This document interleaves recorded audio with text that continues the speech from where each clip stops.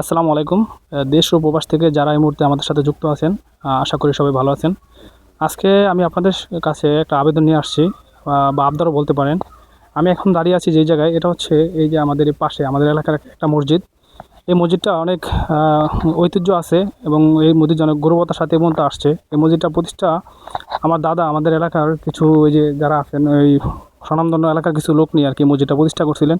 তো এই মসজিদটা এখন বর্তমানে কুয়েতি সংস্থার মাধ্যমে এই যে এই পরিস্থিতিটা আছে যে আপনারা দেখেন, এই যে কুয়েতি সংস্থা আমাদের মনে হয় 2-3 বছর হয়েছে, 2-3 বছর না? 2-3 বছর পর্যন্ত ছিল। এখন আমরা একটু এই সিঁড়িতে উঠতে পারি না, একটু ছাদ দিতে পারি না, টাকা পয়সার অভাবে আছি। এবং মুসল্লিদের দ্বারে নিম্ন শ্রেণী মুসল্লি এলাকায় মানুষজন কম, এজন্য ছাদের কারণে আমরা থাকতে পারতেছি না। পিছলে পরে অনেকে অ্যাক্সিডেন্ট হয়েছে, এজন্য কিছু টাকা পয়সার সংকটে আছি। যদি সবাই সহযোগিতা করতেন তাহলে আমাদের একটু ভালো হইতো। জি, আমি আপনাদের কাছে যে আবদারটা নিয়ে আসছি, এই যে সিঁড়িটা দেখতে পাইতেছেন, আমি হচ্ছে গতকাল এখানে জুমার নামাজ আদায় করছি। তো গতকাল প্রচুর বৃষ্টি ছিল। আমি নিজে মোটামুটি আল্লাহর মধ্যে যুবক বয়স ইয়াং মানুষ, আমি নিজেই এই যে সিঁড়ি দেখতেছি এই যেগুলো বৃষ্টিতে একদম ভিজা, মানে এরকম পিচ্ছিল অবস্থা হয়ে থাকে, এই যে এখনও মনে করেন যে পিছলা হয়ে আছে। আমি নিজে পড়ে যাওয়ার অবস্থা হয়েছিলাম। তো এই সিঁড়ি দিয়ে মনে করেন যে প্রতিদিন আমাদের এলাকার আমাদের মুরব্বি, আমার চাচার বয়সী, আমার দাদার বয়সী লোকজন এখানে প্রতিদিনই মানে সালাত আদায় করতে আসেন। তাদের মোটামুটি একটা দুর্ভোগ হয়। তো এটার জন্য আমি গত রমজানের ঈদের সময় আমি এই মসজিদে নামাজ আদায় করছিলাম। তখন দেখছিলাম যে তারা এটার উপরে দিয়ে একটা সিঁড়ি দেওয়ার জন্য প্রস্তাব করছিল আর কি, মানে হ্যাঁ ছাদ, মানে সিঁড়ির ছাদ দেওয়ার জন্য প্রস্তাব করছিল। তো আমি এখন আসলে এই মসজিদের যে ইমাম সাহেব আছেন, আর আগে বলি যে এই মসজিদের ইমাম সাহেব কিন্তু বর্তমানে আমার আব্বু দায়িত্ব পালন করতেছেন।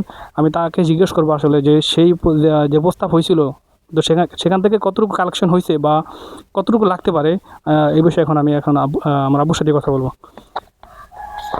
আসসালামু আলাইকুম। এই মসজিদটি মানে এলাকাটা হলো অনুন্নত এলাকা এবং বেশিরভাগই দরিদ্র এলাকা। তো এখানে কুয়েতি সংস্থার মাধ্যমে মসজিদটার এই অবস্থা আমাদেরকে করে দিয়েছে। কিন্তু এই যে সিঁড়ি এবং এখানে ছাদ না থাকার কারণে এটা ভিজা থাকে এবং কয়েকবারই অ্যাক্সিডেন্ট হয়েছে, এমন পিছল হয়ে থাকে।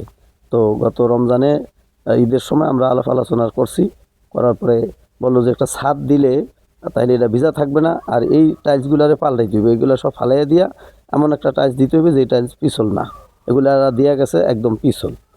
তো এরপরে মিস্ত্রির সাথে যোগাযোগ করা হয়েছে, ওনারা বলছে যে 2 থেকে 8 লক্ষ টাকা লাগবে এই ছাদ এবং এই টাইলস এগুলা পাল্টাইয়া এটাকে যদি আপনারা সুন্দর করতে চান।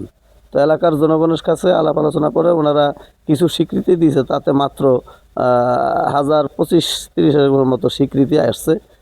তো এখন এই যে কারণে কাজ শুরু করা যাইতেছে না। সবাই বলা হইতেছে যে অন্তত ম্যাক্সিমাম টাকা যদি আর হাতে না পাই, তাহলে কাজ শুরু করে যদি আবার থুইয়া দেওয়া লাগে, তাইলে তো আর এই কাজ শুরু করে লাভ নেই।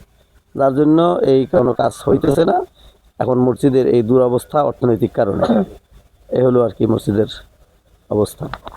জি, আসলে আপনারা শুনতেই পাইছেন, এই মসজিদটা আসলে কুয়েত করে দিছে। আর এখন যে একটা সিঁড়ি ছাদ দরকার আছে, এটা যে আসলে করার জন্য প্রায় মিস্ত্রির সাথে আলোচনা হয়েছে, প্রায় 2 থেকে 2.5 লক্ষ টাকা লাগবে। কিন্তু আমাদের এলাকাটা আসলে মোটামুটি অনেকটা অনুন্নত এবং এখানে মধ্যবিত্ত শ্রেণীর লোকেরই আসলে বসবাস বেশি। যার জন্য যে আসলে এটা যে আমরা নিজেরা মিলে যে আসলে করে ফেলবো, সেটা আসলে করতে পারতেছি না। এই মসজিদটা যত জাঁকজমক দেখতেছেন, এটা কিন্তু কুয়েতের সংস্থা করে দিয়েছে, আমাদের টাকায় না। তো এখন আমাদের সামান্য একটা সিঁড়ি ছাদ দরকার। এটা দেওয়ার জন্য দেখেন, এই যে গত রমজান ঈদ গেছে, আজকে কত মাস হয়েছে, এ পর্যন্ত মাত্র 25,000 টাকা উঠছে, আপনারা মাত্র শুনছেন। এখন বাকি এখনও প্রায় 1 থেকে 1.5 লক্ষ টাকার মতো এখনও প্রয়োজন আছে। তো এই মুহূর্তে আসলে আমি নিজ উদ্যোগে, আমাকে কিন্তু তারা কি বলে নাই। আচ্ছা, আমি কি আপনাদের কারোর কাছে বলছি যে টাকা দিব না, এটা সম্পূর্ণ আমি আসলে নিজে উদ্যোগে, কারণ আমি নিজেই গতকাল এটা ভুক্তভোগী, আমি নিজে পরে যা ধরছিলাম। তো সেই থেকে আমি আসলে আপনাদের উপর একটা ভরসা নিয়ে আসছি। আপনারা আমার মেয়েকে অনেক ভালোবাসেন, এই পর্যন্ত আমাদেরকে অনেক সাপোর্ট দিচ্ছেন। তো এই একটা ভরসা নিয়ে আপনাদের কাছে আমি আসলে আজকে এই মসজিদের জন্য আপনাদের কাছে আমি চাইতেছি, আপনারা যেখান থেকে পারেন, মানে অল্প করে হলেও আপনারা কিছু দিয়েন। আমার পেজে প্রায় 50,000 ফলোয়ার আছে, সবাই যদি কমপক্ষে 1 টাকা করে আপনারা দেন, তাহলে দেখা যায় আমাদের মসজিদের জন্য 50,000 টাকা আসছে। ঠিক আছে, তো আপনাদের কাছে আমাদের একটা রিকোয়েস্ট, এই মসজিদটার সবাই নামাজ পড়ে এই যে ওঠানামার যে কষ্টটা, এখান থেকে 2-3 জন অলরেডি অ্যাক্সিডেন্ট হয়েছে। তারা এটা কিভাবে করে দিচ্ছে আমি জানি না। এখন যে টাইলসগুলো আছে এই টাইলসগুলো আসলে এগুলো সব চেঞ্জ করতে হবে, এগুলো আসলে ইউজ করার মতো না, কারণ এগুলো এখনও এই যে এখন শুকনো, এখনও কিন্তু বিছলা। ঠিক আছে, তো আপনারা যদি একটু সাহায্যের হাত বাড়ায় দেন তাহলে হয়তো বা মেহেরিনের উছিলায় বা আমার মেয়ের উছিলায় আপনাদের মাধ্যমে যদি একটা টাকাও আসে, অন্তত আমি বলতে পারবো যে বা মেহেরিনের উছিলায় আমাদের মসজিদে কিছু অনুদান আমরা দিতে পারছি, এটা অন্তত নিজের মনকে বুঝ দিতে পারবো। তাই